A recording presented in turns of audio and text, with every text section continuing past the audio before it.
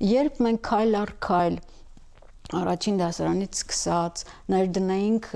նոր ՀՊՉ-ի պահանջներով, նոր մեթոդներով մտածողության խթանումը, որը դեռ հարց է, կրկնում եմ, որքանով իրականություն կդառնա,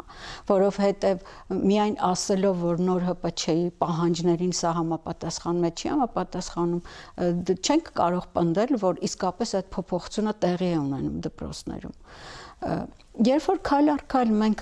կհասունացնեինք, կբերեինք նրան, որ բոլոր աշակերտները կախված իրենց մտածողական սահմաններից, ունակությունների, փաստեր համադրելու եւ այլն հմտություններից կկարողանային ինքնուրույն իսկապես փաստեր համադրելու եզրահանգում անել, նոր մենք էսեն կդարձնեինք համապետական քննական ձևաչափ։ Խնդիրն այն է, որ